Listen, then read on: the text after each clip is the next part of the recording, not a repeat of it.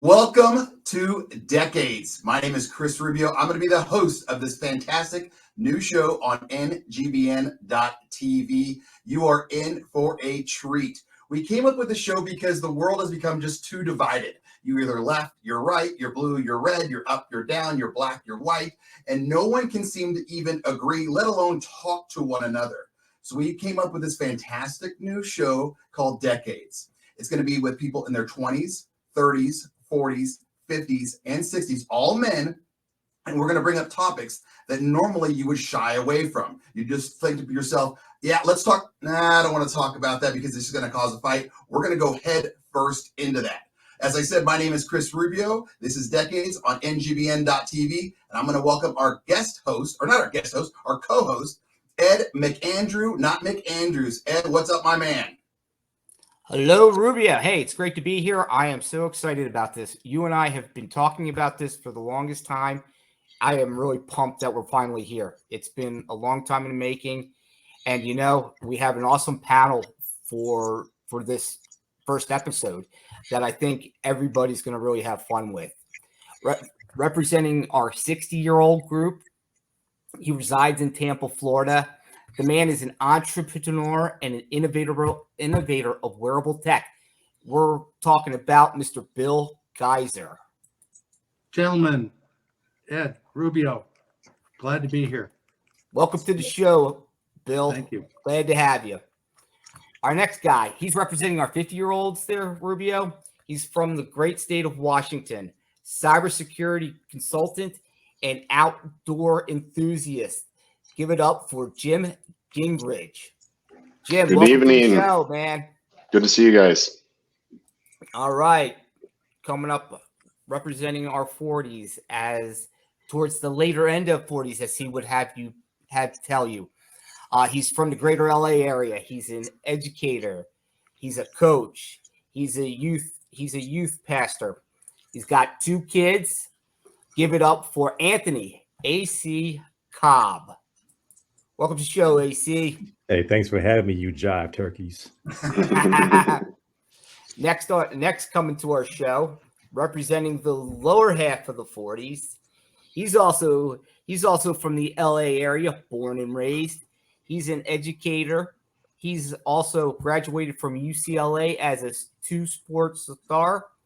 Give it up for our main man, Jimmy McElroy, aka Jimmy Mac. What up, players? Welcome to the show, my friend. Thanks As for we having me. getting down to our younger group, we've got a guy out of the great city of Philadelphia.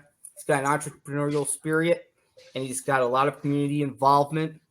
Give it up for Mr. Joe Nolan. What's up, jabronis? Thanks for having me. Last but not least, representing our 20-year-olds, he's a student at Cal Poly San Luis Obispo. He's playing football, student athlete. Give it up for Cruz Rubio. Howdy. Rubio, there's our panel for this great show.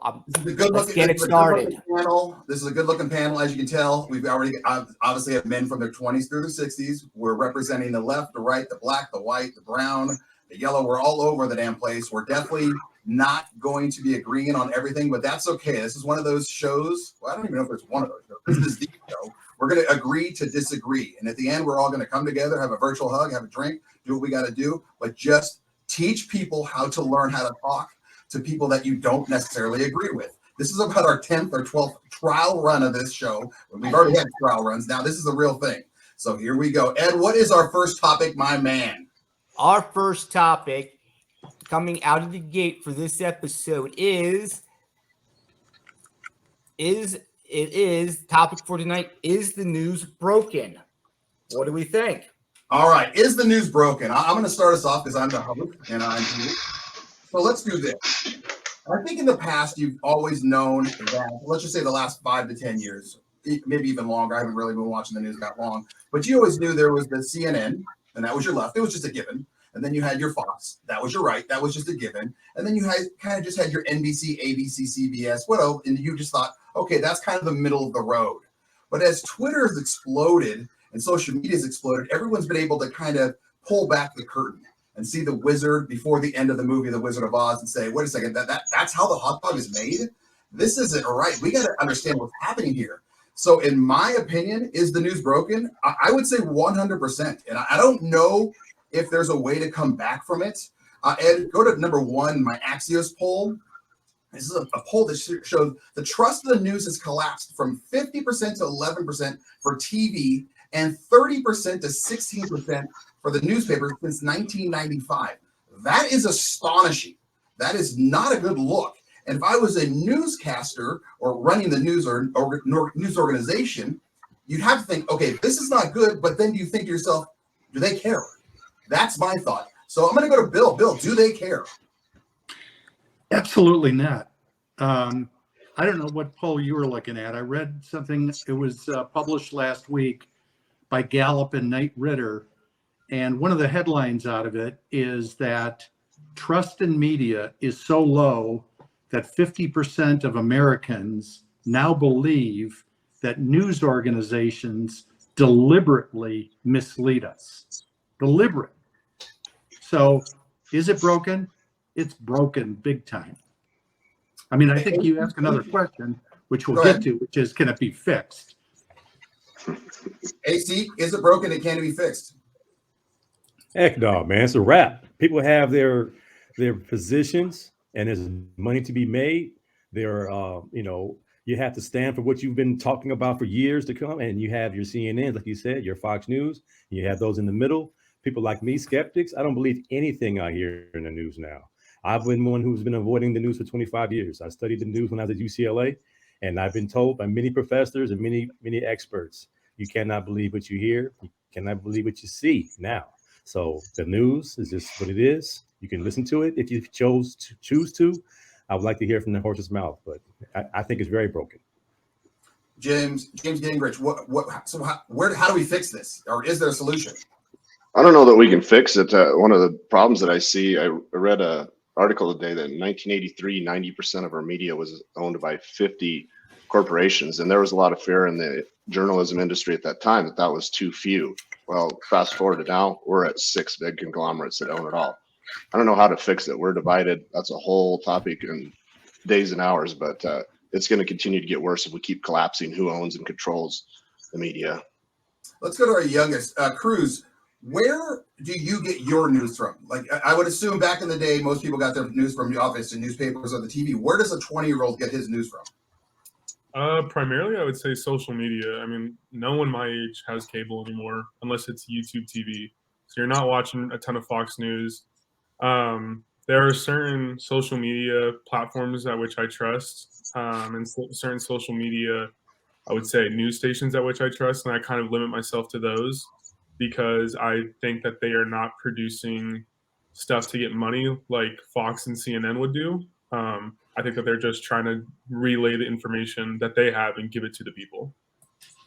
Jimmy Mack, is that reality nowadays where Cruz is literally just picking and choosing certain things and he's saying, yes, this is what I'm getting. This is the information that I have. Yes, that's a reality today. You have to kind of do your own research to get the proper news. It used to be a time where the news was non-biased. They just gave you the facts. And nowadays it's social programming. CNN, MSNBC, Fox, they are socially programming people to have distrust for each other. And that's how they make money. They raise the headlines. They hyper sensationalize stories. They can hook people in and get you to watch their news source. If you want to try to find some type of truth, you got to watch them all and then come to your own conclusions. Because on social media, you're going to have more people that's trying to do more investigative reporting, while these people are out there creating programs to get you hooked, to get you to come and watch their television shows. They're already telling you the news before you even turn it on. They have the commercial. This is what we're going to be talking about tonight on CNN. Just to socially program you to tune in and then see what they got to say. I like that. I like that term, social program. I mean, I don't like it, but I like the fact you said it. Joe, where do you get your news from, my man? Representing the 30s.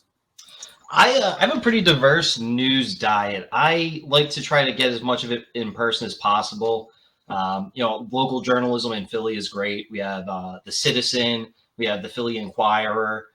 We have a lot of local journalists that do a great job keeping people informed. But I really rely on aggregators. You know, it's hard to get the full truth from any one point of view. So I really look to try to diversify where I'm looking at information to try to get as many people's eyes on it as possible. Because then reading between the lines, you tend to find where the truth is. I think like the news media is just, we're in this really weird ecosystem where news media has turned into big business. Before it used to be speaking truth to power and local subscriptions, you know, the best stories sold. Now we're in a media environment where the New York Times is publicly traded and they're competing in the market of attention with the most addictive thing ever created in TikTok.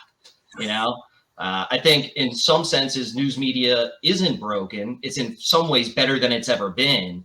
What's broken is the ability for people to get access to it. The best news is behind a paywall. The shit news that just fulfills everyone's desires to see what they want to see or believe what they want to believe is available in 280 characters on demand.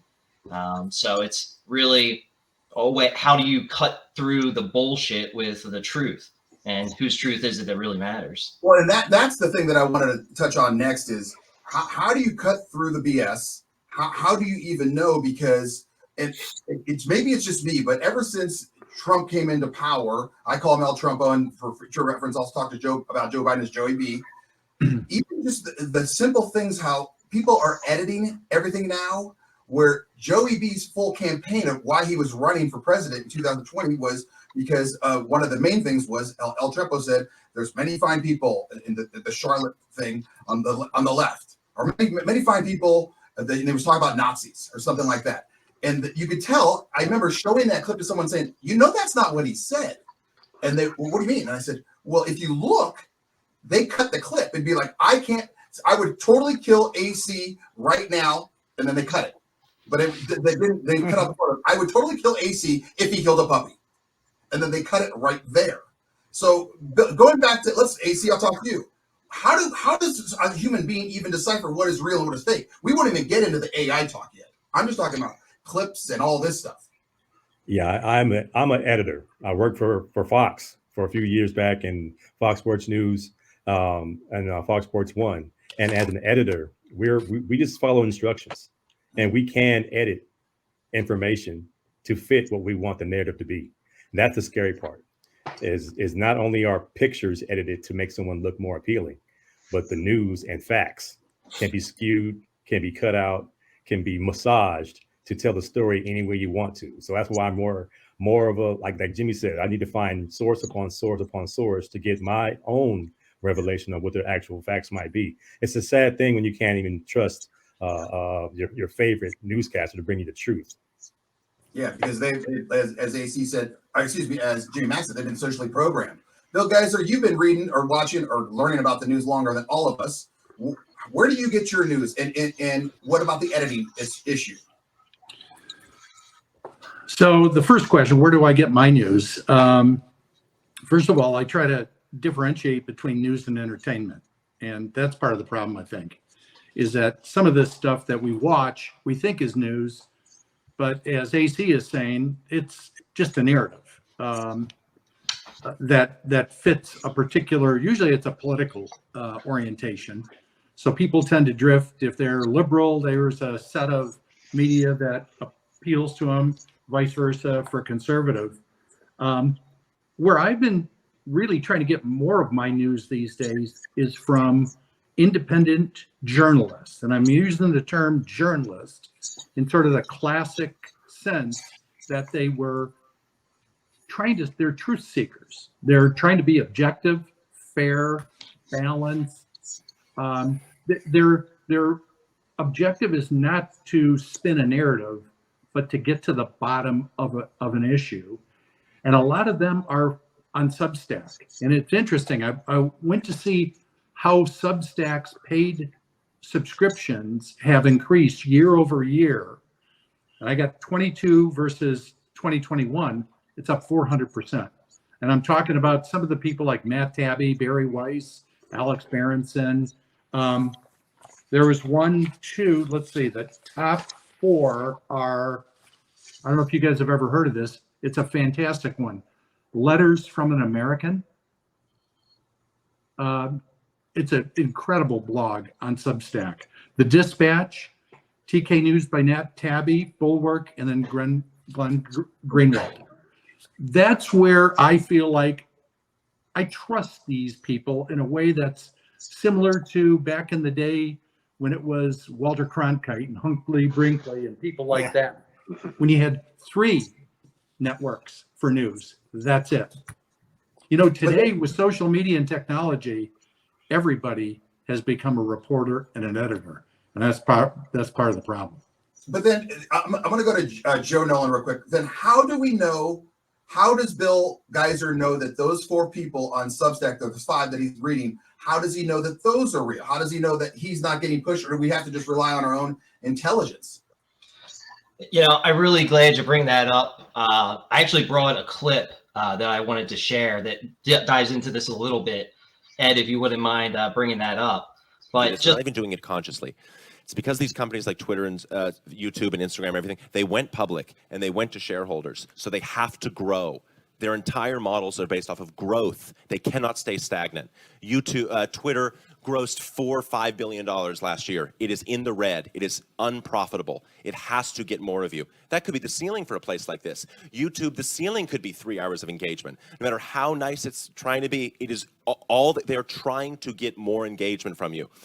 We used to colonize land. That was the thing you could expand into, and that's where money was to be made. We colonized the entire earth. There was no other place for the businesses and capitalism to expand into, and then they realized human attention, that they are now trying to colonize every minute of your life. That is what these people are trying to do. Every single free moment you have is a moment you could be looking at your phone and they could be gathering information to target ads at you. That's what's happening. So like as much as 86% of people get most of their news from social media. These companies that are in this race to the bottom for human attention, you know, there's no room for the truth. Like Bill said, you really have to seek it out. It doesn't spread. And when you try to talk to people, you know, I'm not sure if Cruz has had a similar experience, but every time I see people in their 30s, they're like, hey, did you see that show? Did you see this show? And I'll just say, no, I haven't. They say it was great. I'm just like, I'm sure it was, but I'm probably never going to see it. Like if I go and talk about the same news event to people that saw it a different way, it's like we're talking about 2 different things. It might as well be different TV shows that have maybe the similar outline. You know, we're not in a race against news. We're in a race against attention. How do you get people interested in things that matter? I mean, we are in the middle of a hot war, the first one in Europe since 1945. And because the front line stalled for 6 weeks, it's out of the news again. Like we have an attention deficit problem and there's no room for people to find the truth. It's just who can grab the attention right now. Yeah. And Joe, that is a perfect segue. We're going to go into our first commercial break, but we're going to come right back to that. And Jimmy Mack, I'm coming to you. Ed, take us to commercial, my man. Going right that way.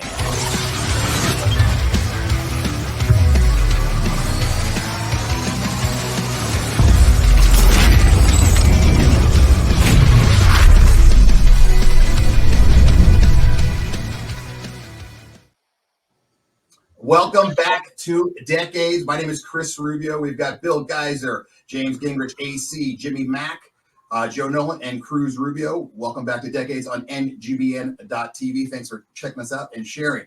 Going right back to what Joe Nolan said, we're talking about how we've had this hot war in Europe, and basically our attention spans have gotten so fast or so short or so small, I don't even know what word I'd use, because I can't think because my attention span's so short right now, is that we created scroll zombies where everyone just scroll. And if something doesn't pop into your feed right away where you're interested in, you're out. And even if it does pop in, you're still there for 8, 9, 10 seconds. I mean, how many of us have looked at a video on our social media feed, and if I see it's like over 30 seconds, I go, I'm out. Oh, yeah.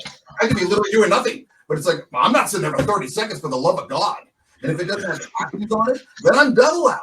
So, Jimmy Mack, how do we fix our attention span? Or do we just keep making videos shorter and shorter and shorter to where we become, you know, the I can't think of that movie where everyone's just sitting blob and eating Del Taco the entire time? Wally. Well, I've evolved in social media. When I first got into social media, I really thought it was media. You know, I thought every time somebody had something to post or say, especially if it was long, it was going to be informative. I end up seeing a lot of twerking videos and girls in bikinis and stuff like that. So yes, it has taken over our attention span. I watched a young lady who does these funny cartoon dances for hours on end one time, and marble racing and things like that. So it's whatever is grabbing our attention is what they're trying to do, and trying to get people to classify themselves into certain areas. You have people who have no idea of current events.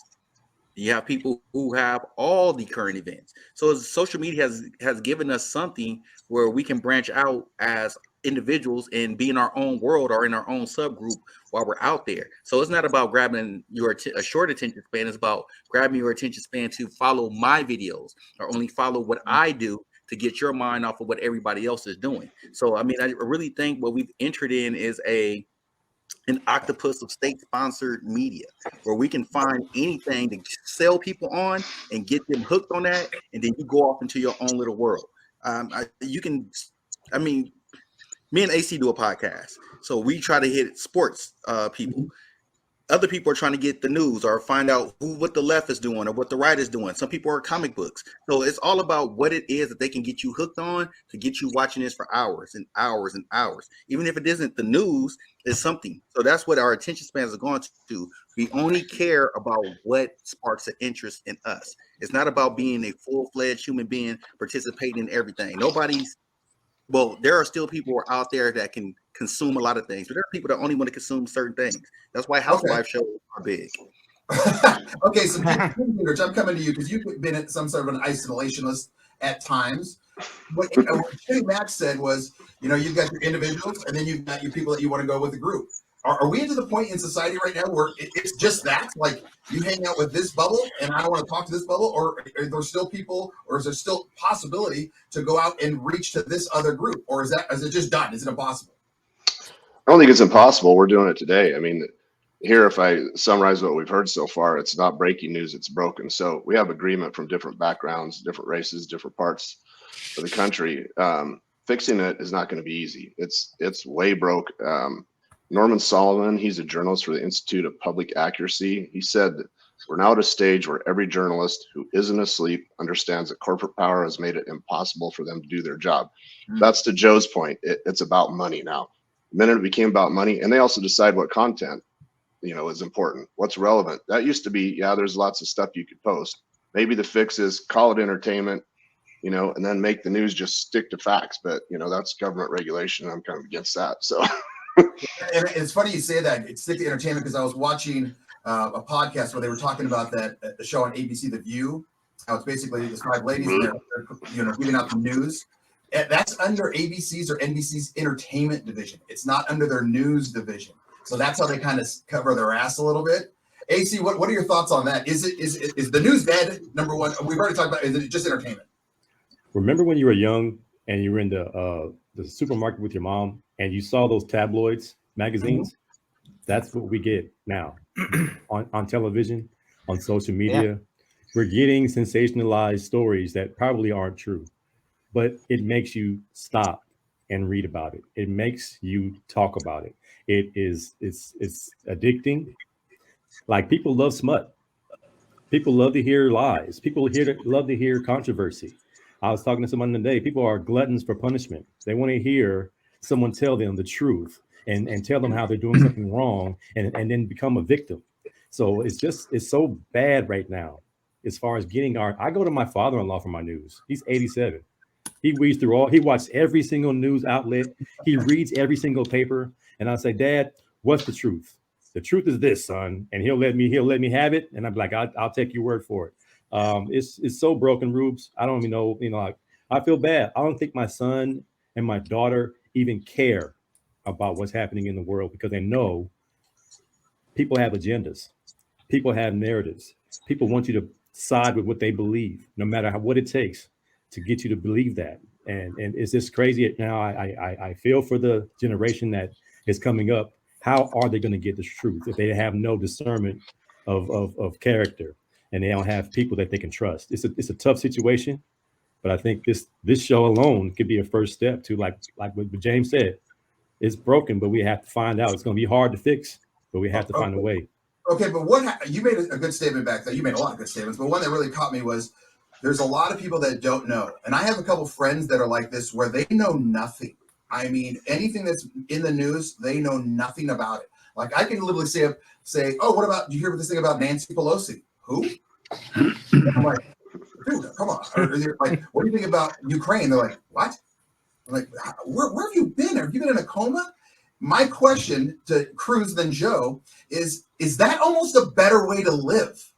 Because you can't really, I guess you call them ignorant, but are they're just floating through life seeing a butterfly and saying, hey, look at that butterfly.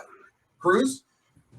Yeah, I mean, I think it's a phenomenal way to live. I mean, at the end of the day, like what implications does a lot of this stuff have? You know, I mean, obviously gas prices, whatever, you know, there's a lot, I mean, there's some implications to what's going on across the country, but at the end of the day, what major implications do a lot of these things have on me? Nothing. I mean, what is Joe Biden falling down the plane going to do for me? You know, nothing. No, do I really care about it? No, but it's funny to look at from time to time. I mean, at the end of the day, there's not much that's going to affect me. And I think that as people, we keep buying into it and keep clicking and keep retweeting, quote tweeting, like tweeting to the point where we're just addicted. And it's almost, yeah, it would be better for us just to disconnect and go live with the wolves. But I don't think it's, unfortunately, a reality for a lot of us. Joe, something like what Cruz just brought up where, you know, Joey B's falling down the stairs again for the second time, where someone on the left would look, say, oh, he's 80 years old, give him a break. What do you want? Where someone on the right would go, this is making us look weak, man. This is not good. So where's the middle line on that? Or do we just keep going in our packs? It's Cruz said, our wolf packs. Joe? I think, you know, especially in that example, it's always going to be demonized by whether they're on your side or my side within the country, right? But, you know, regardless of our differences, you always project power abroad. And like, you know, seeing Biden walk through downtown Kyiv while air sirens were blaring was a pretty strong sign of our commitment to like democracy against authoritarianism. But beyond that, I mean, I have a friend who I was talking to about the Ukraine war, and she said to me, you know, I'm never going to make a difference. So I don't care. I just never bothered to jump into it. And is that healthy? Yeah, it is, honestly. I mean, we've never been in a position where you can choose your media environment more. I mean, my parents grew up with 3, 6, and 10.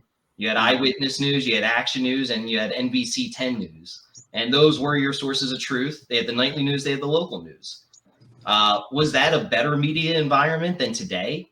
Probably not. I mean, realistically, they got away with a ton more shit because there was no one that was keeping them accountable. You know, the truth is, big media companies get captured. They become small c conservative as they get bigger, because as you get bigger, you have more to lose, right? So if there's an explosive story and you have multiple sources on it, but and it shows that Elon Musk is himself a trans woman, and your editor kills it because you don't want to open liabilities because the New York Times has $20 billion worth of real estate, right? But a citizen journalist now can go do that because you can't get blood from a stone. So in some ways, you know, it's never been easier to speak truth to power, but it's also, you know, we're captured by large media conglomerates, like James pointed out earlier, where it's harder and harder to get them because, you know, like just like a forest where trees that already exist choke out new trees from growing. It's hard for new sites to grow up and get credibility when they just get bought or taken out by these legacy competitors. Bill Geiser, then we're going to go to commercial. Go ahead. Well, I would disagree with the comment Joe just made about it's very difficult for new startups, say, in this business to succeed. I mean, that's what technology does, is it knocks incumbents silly. But I think there's a big problem. There's this culture of lying that goes on. And the U.S. mainstream media, call it the press. Bill froze. I think Joey B got him. call the press. I think the media got him. Okay, well, you know what? This is a perfect little spot. On a side note, you know what we need to do? We're going to definitely make this show go live. Oh, Bill's back with us. There we go. Welcome back, Bill. So we can have a chat. Do I need to start over? There's so much that I want to talk about, but I don't want to cut you off. You're such a polite human being. Bill, you were just saying, I think the press. Well, okay, so I think there's this culture of lying that's where the press and the government are sort of intermingled in this web of fabrications. The press likes to make shit up and turn it into a crisis, and politicians like to ride their trusted stallions in and save the day. And it goes on and on and on. The Russia hoax, this hoax, that hoax. And you know what? We're just gullible because we're sucking it all up, believing it's true.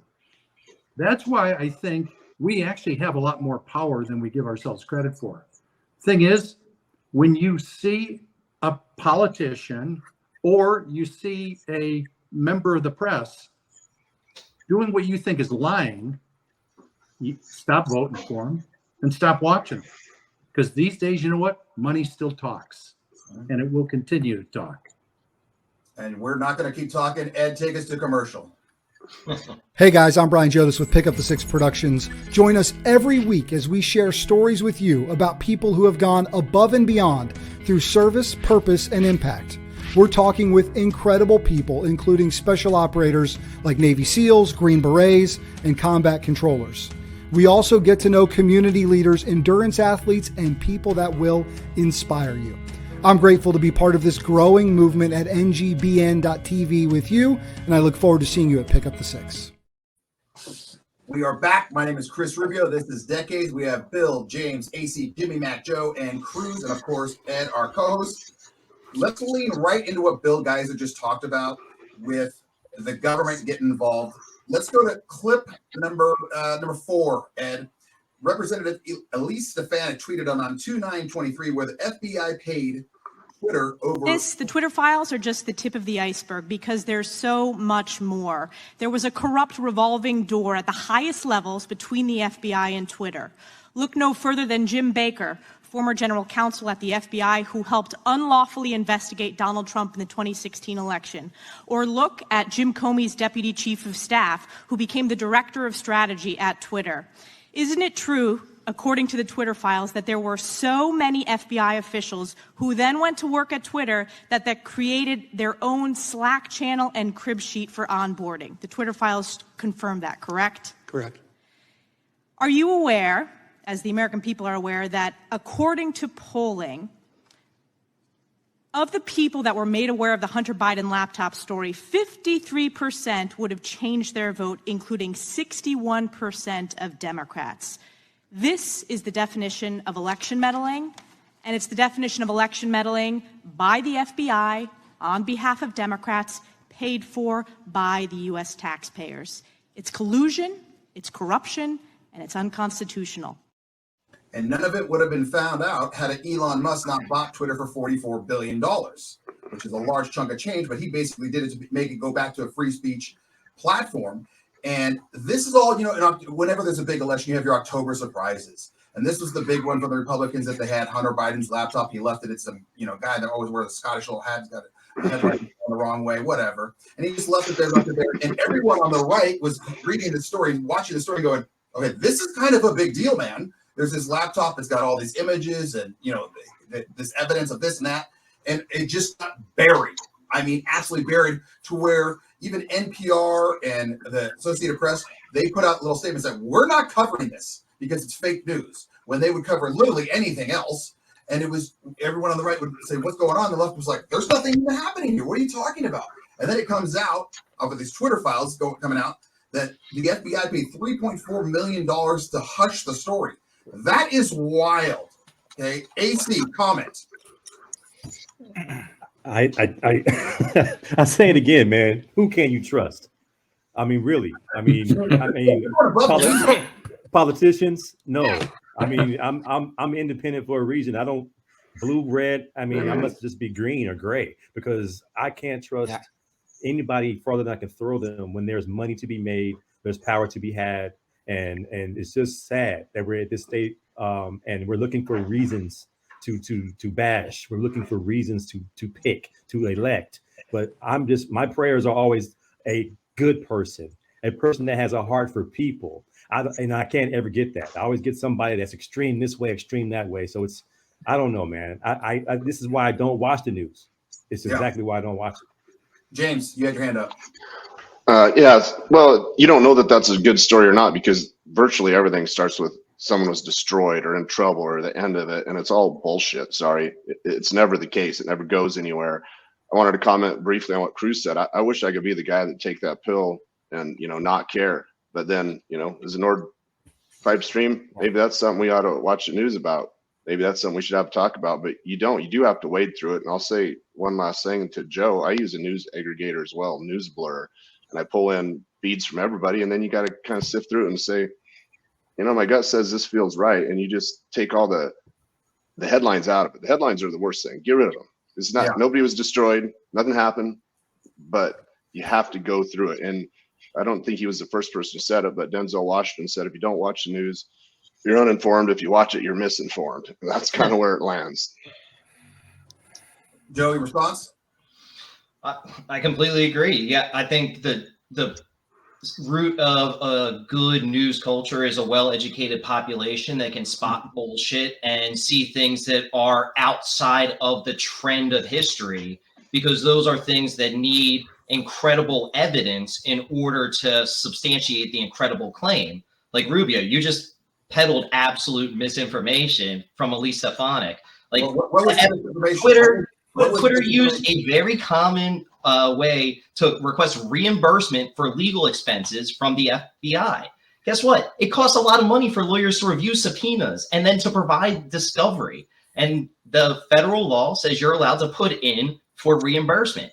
That is because you shouldn't have to shoulder the expense of the federal government as a private company when they're trying to use their enforcement. So when we're talking about how the news is broken and then you're coming in with a story that is inflammatory and wrong, it's just like the idea. That's what I'm saying, though. I'm saying go back to the October surprise, where everyone on one side was like, dude, this is obviously true. And then all of a sudden, 3 years later, when we're 2.5 years into Joey B's term, it's like, oh, the New York Post just posted, I think a couple weeks ago, hey, by the way, that Hunter Biden thing, yeah, that's 100% true.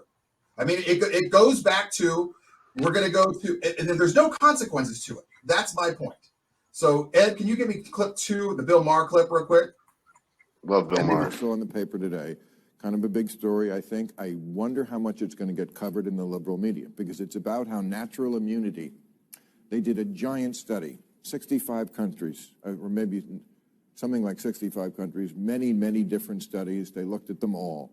Natural immunity, as good or better than the vaccine. Something I've been saying since the beginning, and I get called an anti-vaxxer. That's not an anti-vaxxer. This is the kind of thing, my problem with the media from both sides is not that you guys lie. It's that you tell me your side of the story that you want me to know. You don't tell me the whole story.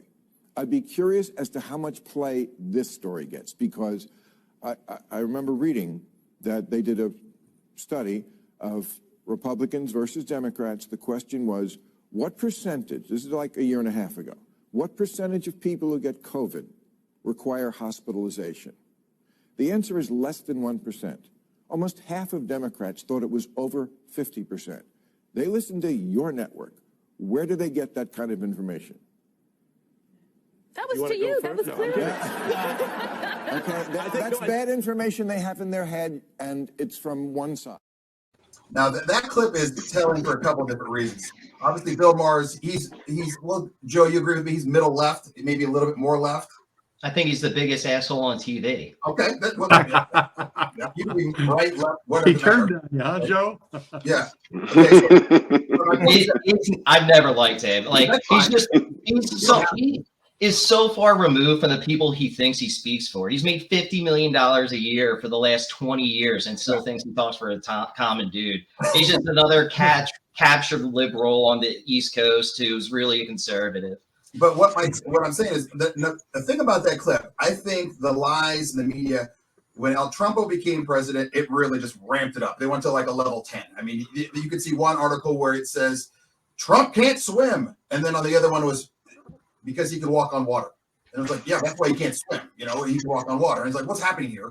And then when the Rona came about, that's when it went, the news media went from like, you know, fear sells. It was, whoa, like this.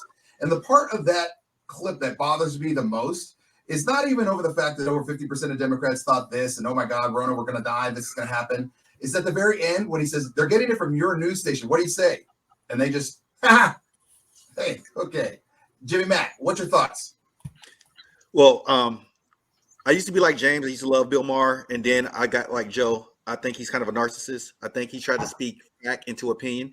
But when it comes to, I think you got to add context to it. Where he said that 50% of Democrats thought that, you know, that everybody got hospitalized for Rona. I think because of the headlines in the media and constantly seeing hospitalizations, hospitals are full and stuff like that. And then not knowing anybody that had the coronavirus, he was thinking like, oh my God, this must be a lot of people going to the hospital, because it seems like every headline, every news source has hospitals are full, no beds, no nothing like that. So if you don't know people with coronavirus and then you're seeing that, you're probably thinking, oh man, it's 100% rate that I'm going to be inside of that. So I don't think they're really asking people, why do you think that? They're just saying, hey, do you think that, you know, with polling? Because, you know, I get called for polls all the time for both sides, left and right, because I'm independent. So I'll get the calls. Hey, what do you think of this and that? They're not asking in-depth questions about why do you think that? They're just saying yes, no, maybe, strongly agree, strongly disagree. So I think some of these polls are inaccurate because they're not asking depth of knowledge questions. You know, you get somebody with who dropped out of junior college, they're not probably going to know much about nothing, or probably isn't going to be able to consume much of nothing. Whoa. Whoa. I dropped out of junior college. Damn you, Jimmy Mack. No, this just an example. So if they don't care too much about consuming much, if they don't care too much about consuming much, they're not going to know too much. They're just going to read headlines. Nothing against people with junior college degrees, nothing like that, or even dropped out. It's about enlightening yourself. And I think a lot of people don't enlighten themselves no matter what it is. So that's why they were getting caught up in that. Oh, 100% of people are in the hospital. When I caught coronavirus, I was in the room for two weeks, get treated like a prisoner, kids sliding water and bread under the door. So I understand, like, no, you're not. So if you never experienced that, or you don't know people that experience, of course, your thoughts are going to be like, whatever media outlet is telling me what's going on at these hospitals, that's what I believe in. Okay, but see, that's my point, though. You're leading right into my point of what you watch on TV tells you, oh my God, like where at your house, they're throwing you trays under the thing like your Shawshank, and you're getting your food from Red, basically. At all in my house, if anyone had it, it'd be like, cool, high five, give me a hug. And life went on. It was because I spoke to different people. I spoke to doctors. I spoke to policemen. I spoke to nurses. I spoke to cops that were in the LA area where all the hospitals were, you know, overwhelmed. And he's like, I'm doing the runs on these and I'm not seeing it. So what's happening here? And then when, you know, you had certain news stations that had, what was it, the death counter? And it was just like the stock mark ticker. And I was like, what's happening here? And then all of a sudden, like at one point, the media decided Joey B gets in, death counter, we'll move that cry on. We don't need that anymore. And that's where I just don't, I want to know, is it impossible to make generations come together like we're doing on the show? Right now we're talking it out. It's fantastic. We're all going to talk. We're going to agree to disagree. That's wonderful. Or we can agree to agree. I don't give two craps. But what I'm saying is I almost think it's impossible to have other generations come together and agree to disagree or just even listen. Are we past the point of listening? We're going to come back to that right after this commercial. Hi, my name is Harvey Laguerre, host of Men of the Prize. Here on NGBN, on this show, Black men discuss our unique struggles, what we've gone through to become the men that we are today, and we do it in a safe space. So if you want to see Black men discussing our unique issues, give us a try. And if you want to tell us about your unique struggles, get on here and tell us all about it. Talking is the key. My name is Harvey, and you are the man, and you are the prize. Now back to the show. So what brings me back to my question of, can we come together and speak? Or is it impossible? Because I have a text thread with a group that I send some information out. And it's, if I had any hair, I'd pull it out because sometimes they just won't listen. And am I highly intelligent where I have the ability to listen? Or are we past that, Jim? And then I got Bill. You want to meet? I don't know. That's a question that I can't answer. I like to listen to things. I was excited about the show because I knew I was going to get exposed to different people, different parts of the country. To me, just to dig on Jimmy Mack a bit, the intelligence and education is a process where you ingest things and then you talk to people and you become something else. College just didn't work for me real well, but and I did fine. But I don't know that we can get around it. It's tough. Things like this hopefully help it. I worry more about Cruz, even Joe's generation, because they're going to get that. Let's take the blue pill.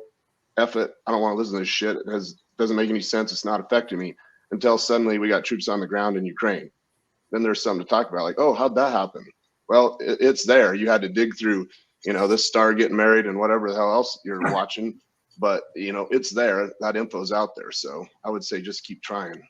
Bill Geiser? You know what? I think you're a lot better off watching what these people do versus listen to what they have to say. It's kind of like that old Yogi Berra saying, you can observe a lot by watching. Going back to the pandemic thing early on, with all the fear mongering and stuff out there, it was concerning. But what I focused on were these people like Gavin Newsom at the French Laundry. And that's when I knew something else was going on here. So when you see these leaders who on one hand are trying to scare you just out of your wits, and when supposedly when people aren't looking, they're out partying like it's 1999, that's to me the real telling blow here. And so that's why I'm saying I like to watch what these guys are doing. And I put a lot less emphasis on what they're saying. So, AC, what are you going to do when father-in-law passes? I'll have to be the person in my family that does what he did and re-educate my family and my people that look up to me, whether it be my students or my student athletes or the kids I work with at the church, is find a way to disseminate information to find the truth and not lead yourself into a fear-mongering situation. Because what's going to sell to the test of time is sex and fear.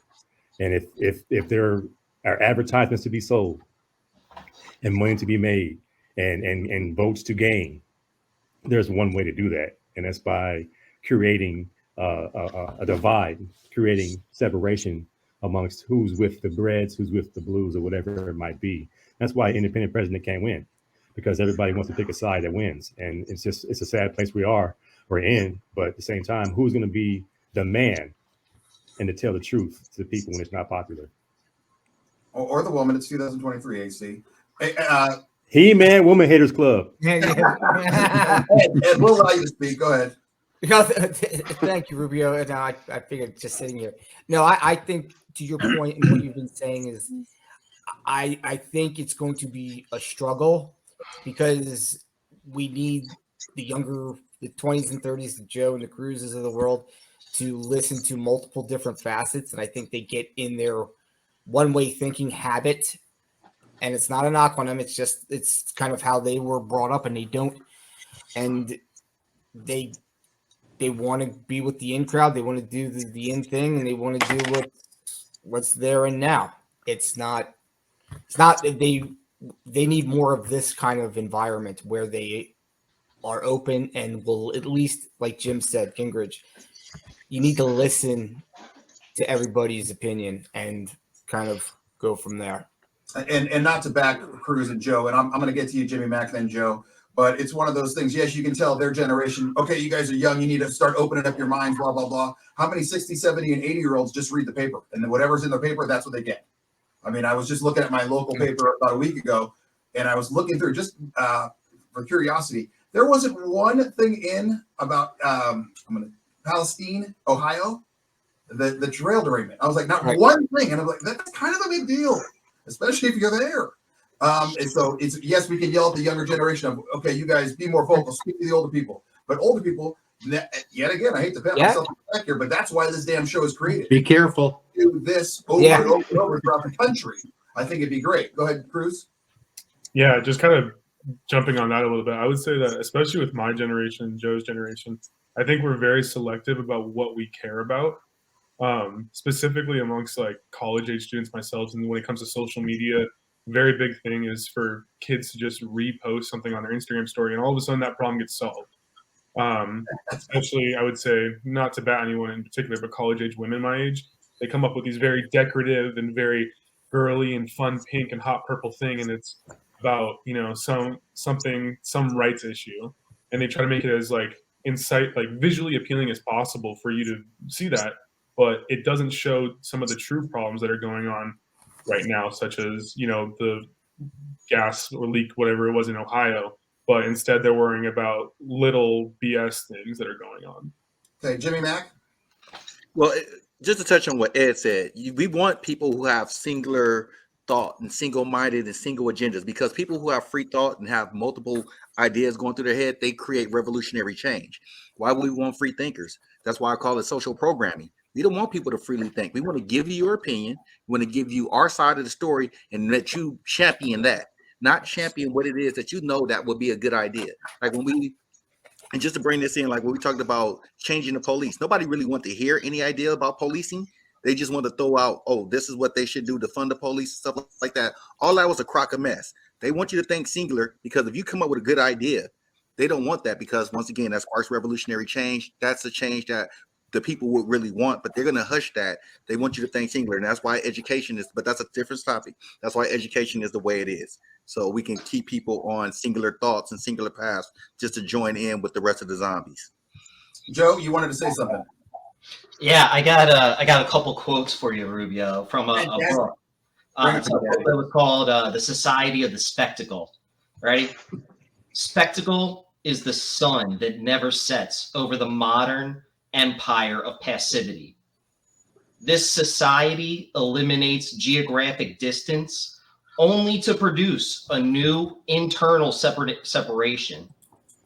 Where the real world changes into simple images, the simple images become real beings and effective motivations of hypnotic behavior. That was written in 1967 in post-Vichy France, that was dealing with broadcast TV and radio for the first time and how that was changing politics. The gist of the book is that society went from an individual being, from being into having, and from having into appearing. And at this point, we are so far into the spectacle that it's all that matters. You know, it doesn't matter what the truth is. People don't know what their neighbors' names are half the time. You know, the truth is people are more focused on the narrative and the spectacle and how they're perceived online than they are with the society that they're a part of. So I think, you know, news is more of like a canary in the coal mine of a society that's broken and just looking for the lowest common denominator. And that goes back to what Cruz was just saying about the whole me first attitude. We're going to go to commercial, our last commercial on that note, and we're going to come back for our final segment. Ed, take us away. Hello, my name's Ian Hill. And when I'm not training to be the oldest man to play NCAA Division I college football, I'm the CEO of NGBN TV. Our mission's pretty simple. Educate, equip, entertain, support, and inspire men in their 40s, 50s, and 60s. It's a one-stop shop for all that a man in his middle ages needs to be his best. So won't you come and join us? Come and be a part of NGBN TV. Now back to our show. Welcome back to Decades. My name is Chris Rubio. We've got Bill Geiser, James Gingrich, AC, Jimmy Mack, Joe Nolan, and Cruz Rubio. Well, this is the final segment. We're going to bring it all home.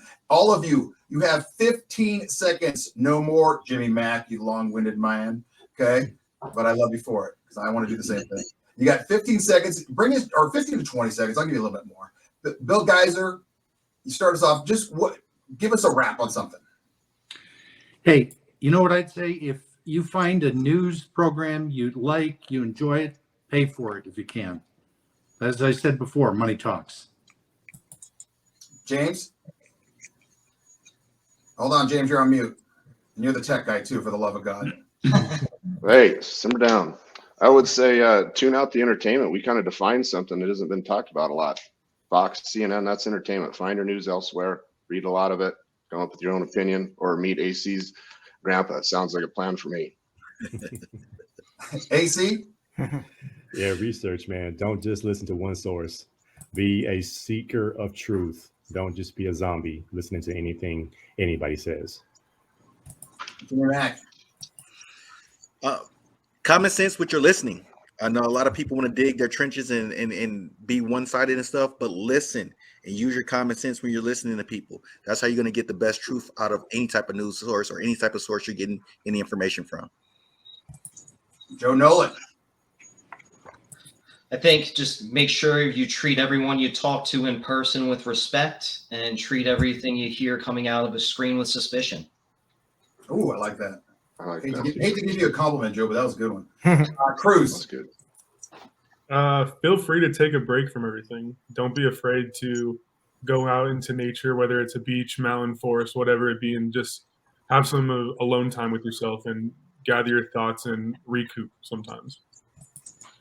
That's the Aaron Rodgers. That's the Aaron Rodgers way. I was going to say you're going to go to black room before they Wow. My final wrap on this would be, just as the show was created, just as I want this show to do, my suggestion is homework for everyone watching.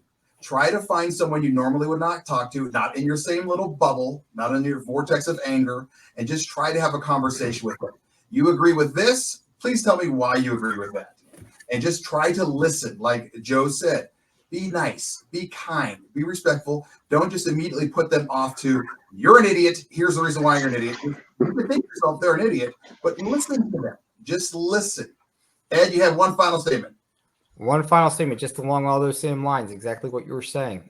You know, open your mind to other ideas and other ways of finding your information and news, and then pull it all together and come to your own decision based on what you hear, what you see, and what you read, and that'll, help this whole thing move forward. Gentlemen, this was phenomenal. Everyone, cheers. Cheers, gentlemen. Good to see you, gents. This is